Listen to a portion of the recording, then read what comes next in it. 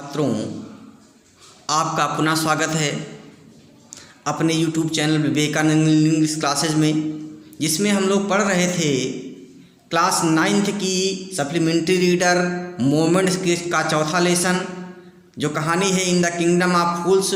इसका first part हम लोगों ने पढ़ा था, जिसमें देखा था कि कैसे गुरु और शिष्य जाके देखते हैं एक राज्य में जहाँ पर मूर्खों का शासन है, जहाँ पर लोग दिन को सोते हैं और रात में कार्य करते हैं। जिस दिन में वहाँ चोरी भी होती है, दिन को रात मान कर चोर भी अपना धंधा करते हैं दिन में, क्योंकि दिन में सब लोग सोए रहते हैं। और कैसे एक व्यापारी के यहाँ चोर जब घुसा था, वो दीवार उसकी गिर गई थी, उसे मर गया था।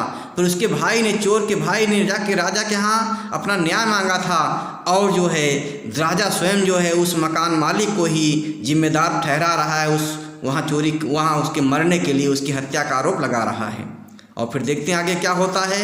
वो बताता है, व्यापारी बताता है कि मैं जिम्मेदार नहीं हूँ, इस दीवार का निर्माण जो है मेरे पिताजी के समय बना था, और जिस थवई ने इसको निर्माण किया था वो निकट रहता है, वो जिम्मेदार है कि उसने कमज़ोर दीवार बनाई थी। तो फिर देखिए आगे क्या होता है। The king sent out messenger to bring in the bricklayer. Bricklayer में मैसन होता है। राजा ने अपने संदेशवाहक भेजे, दूत भेजे, टू ब्रिंग मैं लाने के लिए, द ब्रिकलेयर माने राजगीर को, अर्थात थवई बोलते हैं अपने यूपी में, थवई बोलते हैं। थवई जो घर बनाने का कार्य करता है उसको राजगीर या थवई बोलते हैं। दूसरी मीनिंग होती है मैसन राजगीर घर बनाने वाला।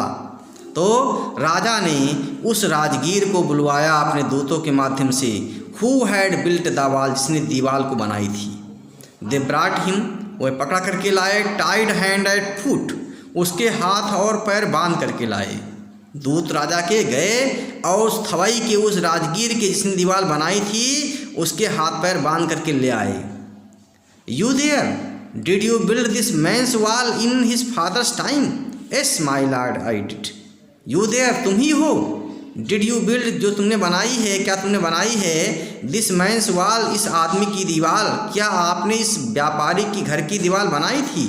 इन हिज फादर्स टाइम, इसके पिताजी के ज़माने में, इसके पिताजी के समय में, तो तुम ही हो।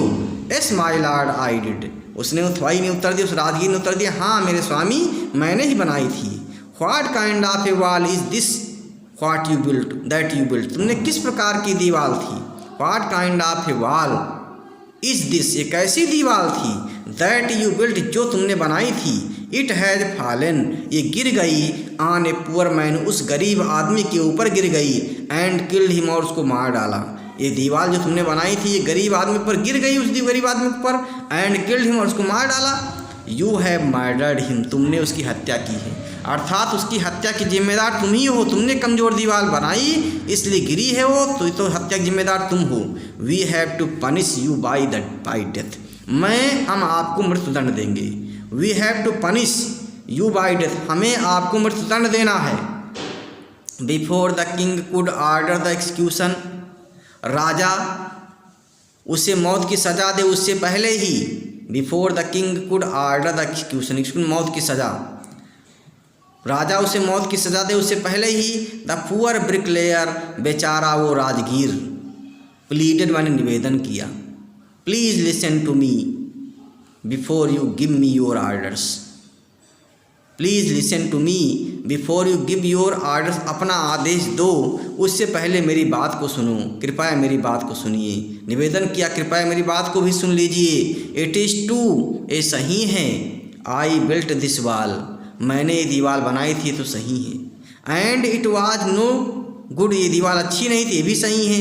But that was because my mind was not on it, ये इसलिए हुआ, बट दैट वाज, क्योंकि ये, लेकिन ये इसलिए हुआ क्योंकि, बिकॉज में, क्योंकि माई mind was not on it, क्योंकि दीवार बनाते समय मेरा मस्तिष्क, मेरा माइंड इस पर दीवार बनाने में नहीं लगा था। आई रिमेंबर, मुझे याद आ रहा है, वेरी वेल मैंने बहुत अच्छी तरह से याद आ रहा है। अ डांसिंग गर्ल, एक नाचने वाली लड़की की याद आ रही है, याद मेरे माइंड में आ रही है। Who was going up and down that street, जो इस गली से होकर आती जाती थी, ऑल डे, माने दिन भर आती जाती रहती थी, विद हर एंकल सिंगलिंग, अपने घुंघरू बजाती हुई, उसके पैर में घुंघरू होते थे। एंकल्स माने घुंघरू, वो एंकल्स माने घुंघरू होता है, जिंगल्स माने बजाते हुए, अपने पैरों में घुंघरू पहन करके बजाते हुए वो इस गली से आती जाती थी। मुझे अच्छी तरह से याद आ रहा है एक लड़की की जो है, and I could not keep my eyes on my mind on the wall, और मैं अपना मस्तिष्क, अपनी नज़रें जो है, मेरी निगाहें मैं अपने कार्य पर दीवार बनाने में नहीं रख सका था। आई वॉज बिल्डिंग, जो मैं दीवार बना रहा था। You must get that dancing girl, आपको उस नाचने वाली लड़की को बुलाना चाहिए। I know where she lives, मैं जानता भी हूँ कहाँ रहती है। I know where she lives, मैं जानता हूँ कि वो कहाँ रहती है। देखिए इसका ट्रांसलेशन होगा, आई नो मैं जानता हूँ, व्हेयर शी लिव्स कि वो कहाँ रहती है। ये इंटू उसका सेंटेंस है, कॉम्प्लेक्स सेंटेंस है, ककारवाचक। तो उस थवाई ने कहा कि ये दीवार मैंने बनाई, ये सही है, लेकिन मेरा ध्यान दीवार बनाते समय दीवार बनाने नहीं था। मैं एक लड़की को देख रहा था जो बार बार आ जा रही थी रास्ते से, और आते जाते समय अपने घुंघरू बजा रही थी, उसके पैर में घुंघरू बज रहे थे। मेरा ध्यान उस पर लग गया और मेरा ध्यान दीवार पर रहा नहीं, इसलिए दीवार कमज़ोर रह गई। और मैं उस लड़की जानता भी हूँ जो यहीं पर रहती है। I know where she lives, मैं जानता हूँ कहाँ रहती है। You are right, the case depends, तुम सही कह रहे हो। राजा ने कहा थवाई से, यू आर राइट, तुम सही कह रहे हो। द केस डिपेंड्स, केस बहुत जटिल होता जा रहा है, डिपेंस में गहरा होता, कॉम्प्लेक्स जटिल होता जा रहा है। We must look into it, हमें इसकी जांच पड़ताल करना है, इसको ठीक से देखना है। We must look into it, हमें इसकी जांच पड़ताल करनी, इसकी अच्छी तरह जांच पड़ताल करनी है। इंटोगेट माने जांच पड़ताल करना।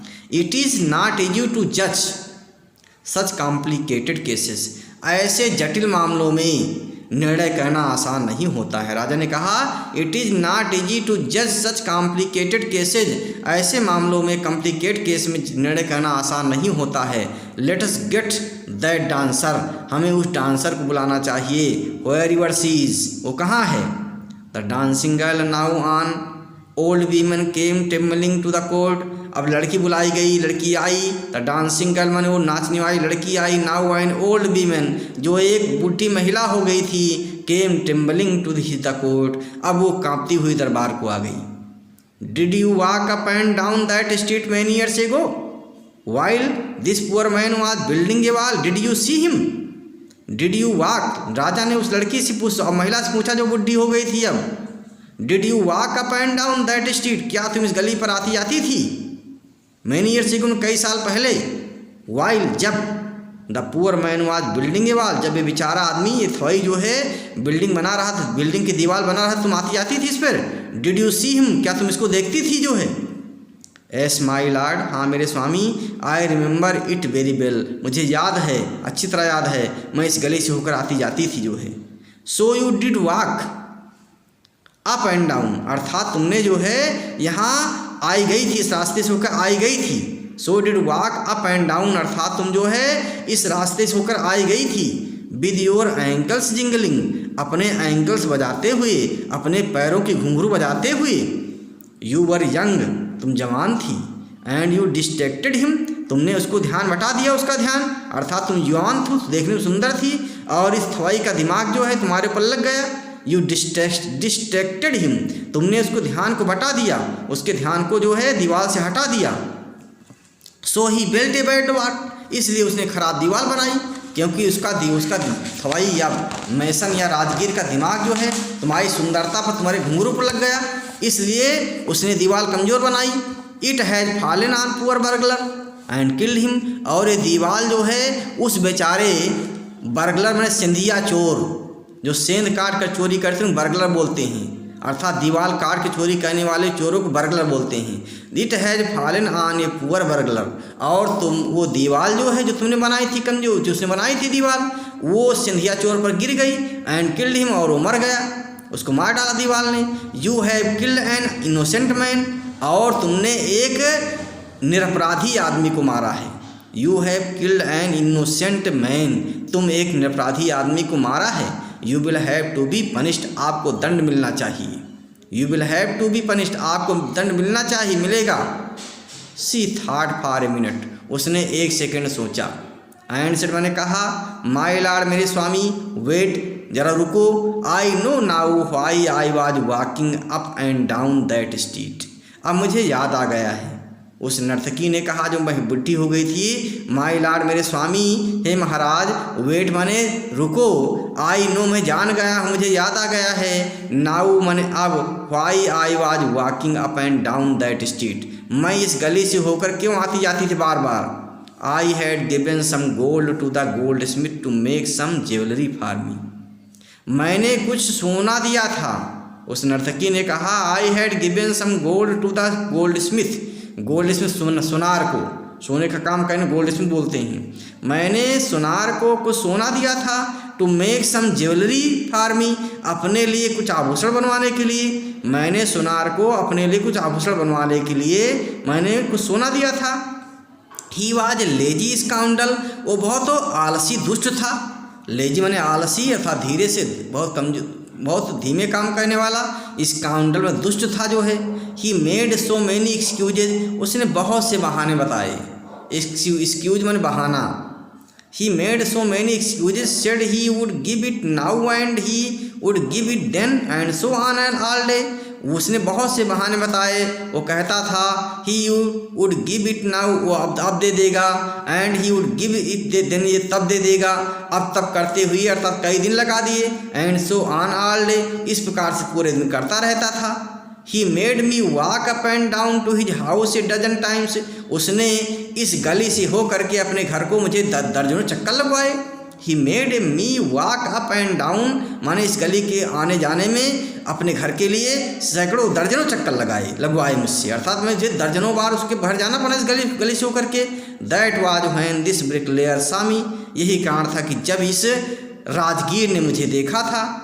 It is not my fault, अर्थात जब मैं आती जाती थी गली से होकर के तो राजगीर मुझे देखता रहता था, तो इसमें मेरी तो गलती है नहीं। It is not my fault, इसमें तो मेरी कोई गलती है नहीं, मैं मजबूर थी जाने के लिए, क्योंकि वो सुनार बहाना बता रहा था, बार बार उनको दौड़ा रहा था। माई लॉर्ड, इसलिए मेरे स्वामी, it is the damned goldsmith fault, ये उस घृणित, ये दुष्ट डैम्नेड घृणित या दुष्ट हेडफुल आदमी उस सुनार की गलती है, मेरी कोई गलती नहीं है, ये तो सुनार की गलती है, क्योंकि मुझे बार बार दौड़ाता था इस गली से होकर के जो है, इसलिए मुझे जाना पड़ा, और थोड़ा मुझे देखता रहता तो मेरी क्या गलती है। तो it is the damned goldsmith fault, ये तो जो है उस डैम्नेड में दुष्ट गोल्ड स्मिथ की गलती है, उस दुष्ट या उस घृणित गोल्ड स्मिथ सुनार की गलती है। Poor thing C is absolutely light, बेचारा मामला, पुअर थिंग माने बेचारा वो आदमी, सी इज एब्सोल्युटली लाइट, वो तो पूरी तरह सही कह रही है। राजा ने सोचा, थर्ड किंग राजा ने सोचा कि सी इज एब्सोल्युटली राइट, ये महिला जो है, ये महिला जो नर्तकी थी, पहले जवान नर्तकी थी, वो सही कह रही है। वेइंग द एविडेंस, ऐसा साक्ष्य का आकलन करना होगा। वे माने आँख तौलना होता है, एविडेंस साक्ष्य होता है, तो हमें साक्ष्यों का जो है तौलना होगा, साक्ष्यों का आकलन करना होगा, साक्ष्यों को देखना होगा। We have got the real culprit at last, हमें अंत में सही अपराधी मिल गया। वी हैव गॉट, हमें मिल गया है the right culprit at last, अंत में हमें एक सही अपराधी मिल गया है, अर्थात यही अपराधी, यही जो सुनार ही अपराधी है। गेट द गोल्ड स्मिथ, सुनार को बुलाइए। राजा ने कहा सुनार को बुलाइए। Where ever he is hiding, कहाँ छिपा हुआ है, एट वंस, तुरंत सुनार को पकड़ के लाइए, वो कहाँ छिपा हुआ है। Where ever he is hiding माने वो जहाँ भी छिपा हो, व्हेयर में जहाँ कहीं भी, तो गेट द गोल्ड स्मिथ, सुनार को पकड़ के ले आओ। Where ever he is hiding, चाहे वो जहाँ छिपा हो, एट वंस तुरंत ले आओ। द किंग्स बैलीफ्स में अधिकारी होता है, अधिकारी कर्मचारी होता है जो कोर्ट को बैलीफ्स बोलते हैं। राजा के कोर्ट के दरबारी अपराधी वो अधिकारी search for the gold Smith, माने सुनार को ढूंढ निकाला।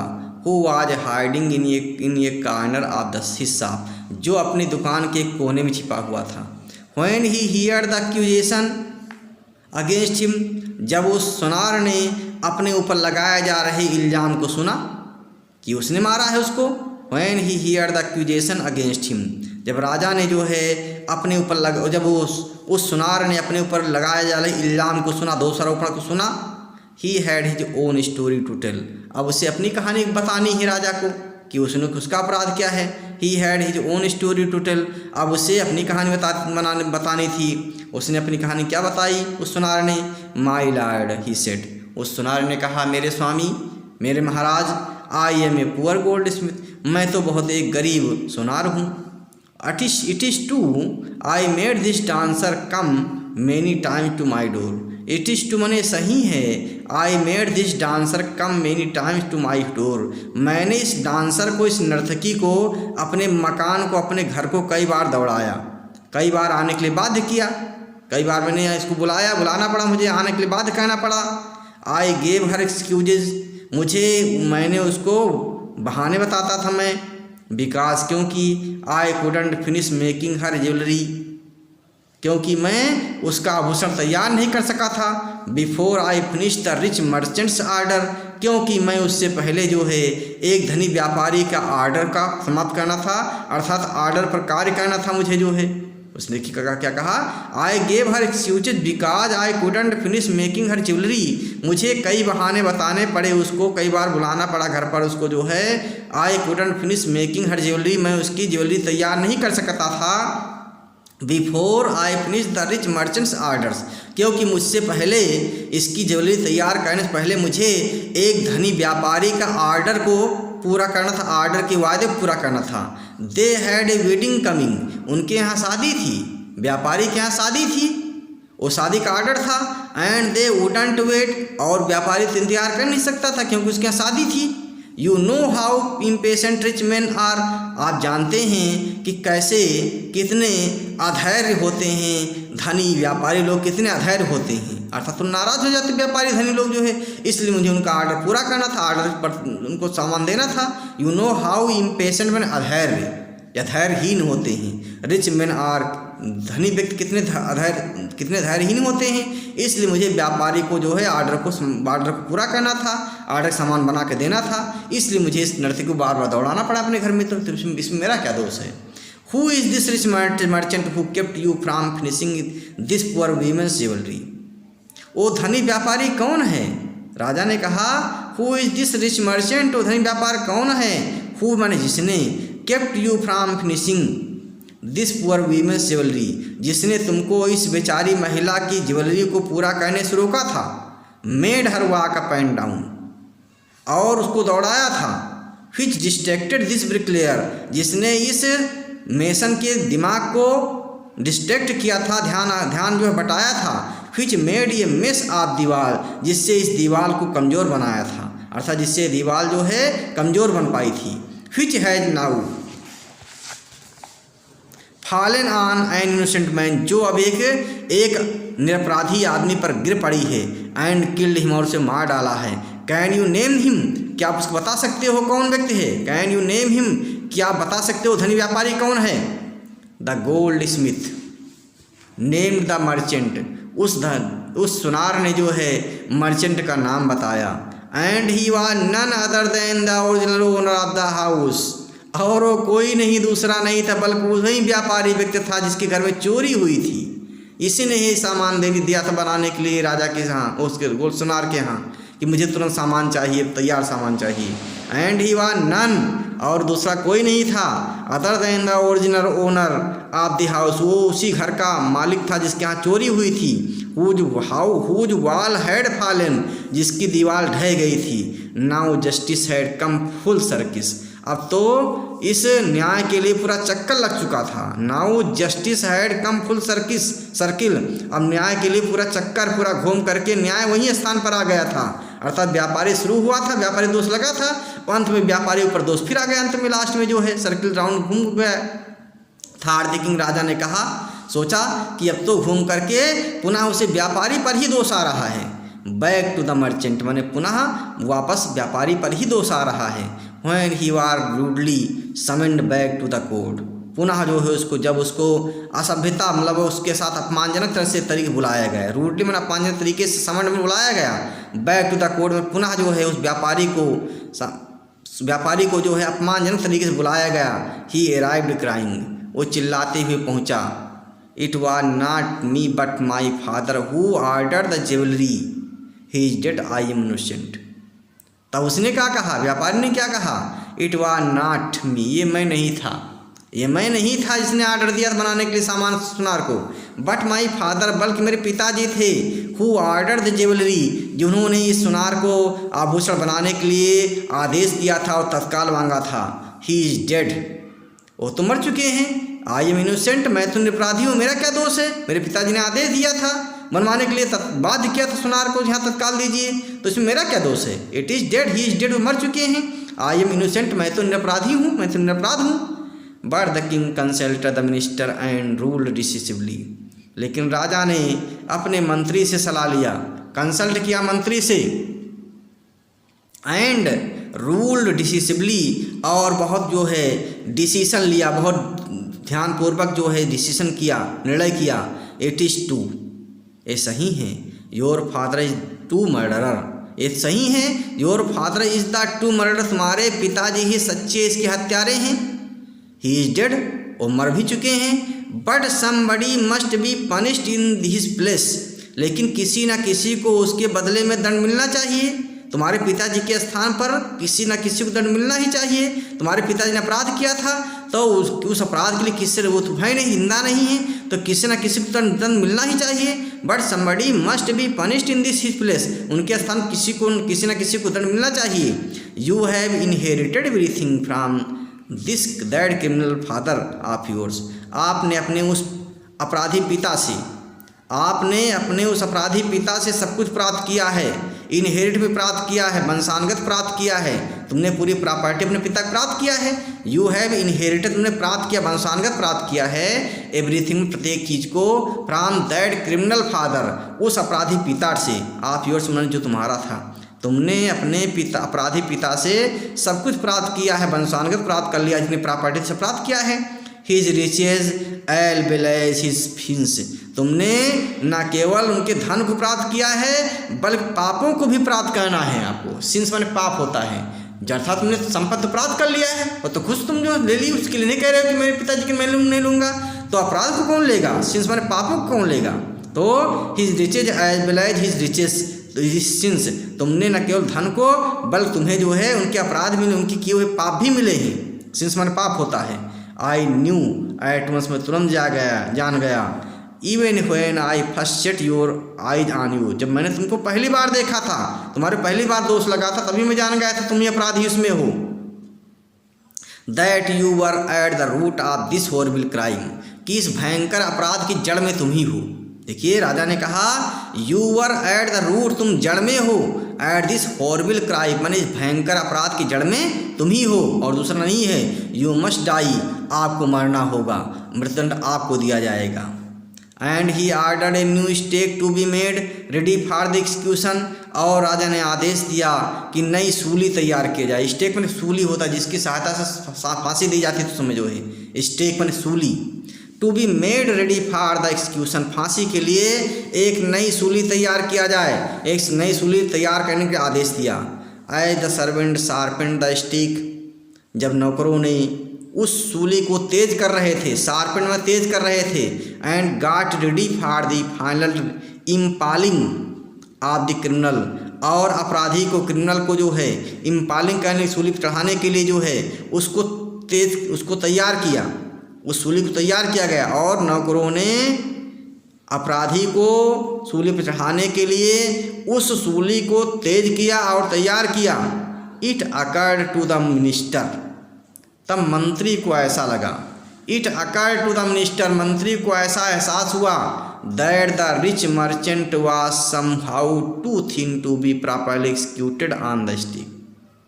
तब मंत्री को ऐसा लगा कि धनी व्यापारी वाज समहाउ टू थिन, वो इतना दुबला पतला है, वो धनी व्यापारी इतना दुबला पतला है, to be properly executed on the stake, कि इस स्टेक पर, इस सूली पर चढ़ाया नहीं जा सकता है।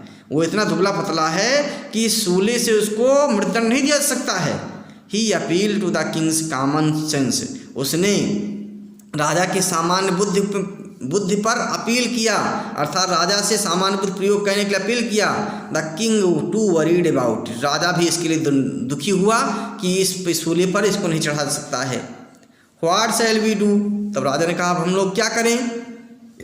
ई सेड, राजा ने कहा व्हाट शैल वी डू, हम लोग क्या करेंगे? सूली तो तैयार है फांसी चढ़ाने के लिए, और इतना दुबला पतला, इतना कमजोर, इतना मरियल है कि इसको फांसी चढ़ाना ठीक नहीं, इस फांसी चढ़ेगा ही नहीं जो है नमरियल है।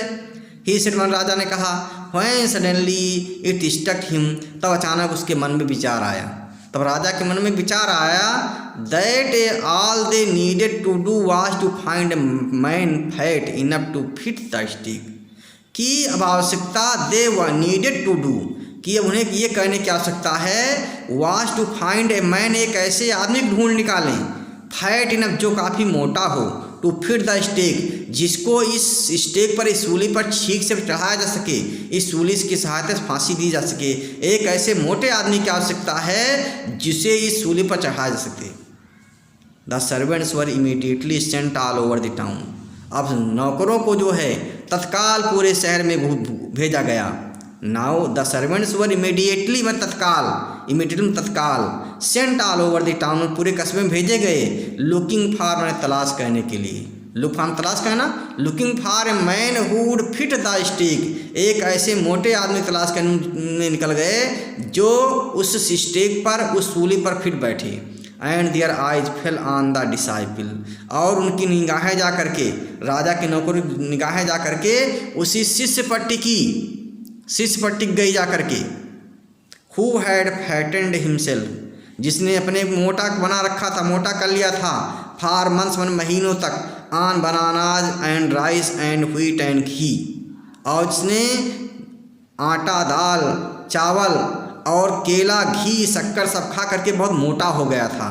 उसी शिष्य पर जा करके नौकरों की निगाहें जम गई कि इस मोटे आदमी को ले जाकर फांसी पर चढ़ाया जाना चाहिए, यही सूली के लिए, सूली चढ़ाने के लिए उपयुक्त मोटा आदमी होगा, जैसा कि राजा ने आदेश दिया था। What have I done wrong, I am innocent, I am सन्यासी, ही क्राइड, जब उसको बताया गया तुमको सूली चढ़ाना जाना है, तो उसने क्या कहा, what I have done wrong, मैंने कौन सा गलत कार्य किया है। उस शिष्य ने कहा what have I done wrong, मैंने कौन से गलत कार्य किया है। आई एम इनोसेंट, मैं तो निरपराधी हूँ। आई एम ए सन्यासी, मैं तो एक सन्यासी हूँ, मैं क्यों अपराध करूँगा। ही क्राइड, से वो चिल्लाने लगा। दैट मे बी ट्रू, ये बात सत्य हो सकती है कि आप निरपराधी हूँ, आपका कोई दोष ना हो। But it is the royal decree, लेकिन ये तो राजा का आदेश है। That we should find a man fat enough to fit the stick, कि हम एक ऐसे आदमी पकड़ के लाएं जिससे ठीक से फांसी पर चढ़ाया जा सके, इस सूली पर चढ़ाया जा सके जो है। दे सेड, माने नौकरों ने कहा, and carried him to the place of execution, और उस फांसी वाली जगह पर ले आए, उस फांसी वाली जगह पर उस सन्यासी के शिष्य को, सन्यासी को या उस चेले को ले आए। He remembered his wise guru's words, उस मुँह से जो है, उस चेले को जो है अपने गुरु के शब्द ध्यान आ गए, अपने गुरु के शब्द ध्यान आ गए, जिसने बताया था कि इस स्थान पर रहना ठीक नहीं है। He remembered his wise guru's words, this is a city of fools, कि ये तो मूर्खों का राज्य है, मूर्खों का शहर है। You don't know what they will do next, तुम्हें नहीं मालूम कि वो अगले क्षण क्या करेंगे तुम्हारे साथ। यू डोंट नो, तुम्हें नहीं मालूम है, what they will do next, वो तुम्हारे साथ अगले क्षण क्या करेंगे। While he was waiting for death, जब वो मृत्यु का इंतजार कर रहा था, शिष्य ने सोचा कि मरना तो है ही है। He was waiting for death, मरना तो है ही है। ही prayed to his guru in his heart, अपने दिल से पुकारा अपने गुरु को। उस चेले ने अपने दिल से अपने गुरु को पुकारा। ही प्रेड, प्रार्थना किया, अपने गुरु से प्रार्थना किया। To his guru in his heart asking him to hear his cry wherever he was, उन्होंने अपने गुरु से प्रार्थना किया और ये कहते हुए कि जहाँ कहीं हूँ उसकी आवाज़ को सुने। Asking him to hear his cry, उसके दुख को, उसकी दुख की आवाज़ को सुने गुरुजी। वेयर एवर ही वाज, वो जहाँ कहीं भी हूँ। The guru was everything in his, saw everything in his vision, गुरुजी हर चीज़ जो है अपने विजन में, अपने जो है स्वप्न में देख लेते थे, जो है उनको मालूम हो जाता था कहीं कोई समस्या होती थी चेहरे पर। ही हैड मैजिक पावर्स, गुरु के पास जादू की शक्ति थी, जादुई शक्ति, चमत्कारिक शक्ति थी। ही कुड सी फार वो देख सकते थे। And he could see for the future as he could see the present and the past. वो देख सकते थे वर्तमान भविष्य में क्या होने वाला है, वर्तमान में क्या हो रहा है और भूतकाल में क्या हुआ था। वो अपने ज्ञान से, अपने चमत्कारिक शक्तियों से गुरुजी देख लेते थे। And he could see the future as he could see the present and the past. जैसे वो वर्तमान को देखते थे वैसे भूतकाल में क्या हो गया हुआ था और वर्तमान आगे भविष्य में क्या होगा वो सब जान लेते थे। He arrived at once to save his disciple। अपने चेलों को बचाने के लिए गुरुजी तत्काल पहुंच गए। He arrived at once, गुरुजी तत्काल पहुंच गए। To save his disciples, अपने शिष्य को बचाने के लिए, अपने शिष्य की ज़िंदगी बचाने के लिए, शिष्य में बताना डिसाइपल शिष्य को। Who had got himself into such a scrape, जिसने अपने को ऐसी मुसीबत में डाल दिया था, अपनी ऐसे भयंकर मुसीबत, स्क्रेप भयंकर मुसीबत है, भयंकर कष्ट में डाला था। थ्रो लव ऑफ फूड, भोजन की खाने के प्रेम में, अर्थात अधिक खाने के प्रेम में जिस शिष्य ने अपने को ऐसी मुसीबत में फंसा लिया था उस शिष्य को बचाने के लिए गुरुजी को स्वयं जाना पड़ा। गुरुजी स्वयं पहुंच गए। As soon as he arrived, ज्यों ही गुरुजी पहुँचे। अब देखिए यहाँ पर 30 मिनट का हो गया लगभग जो है ये वीडियो, हम रुकते हैं। अब थोड़ा सा बचा हुआ जो पार्ट है इस कहानी का हम लोग थर्ड पार्ट में पढ़ेंगे। बहुत अच्छी रोचक कहानी लग रही है। देखते हैं कि गुरु का चमत्कार भी दिखाया गया है इसमें जो है, और गुरु और शिष्य का प्रेम भी दिखाया गया है। हम फिर आगे नेक्स्ट में क्या होता है आगे हम पढ़ेंगे, तीसरे जो है पार्ट में पढ़ेंगे स्टोरी को। धन्यवाद।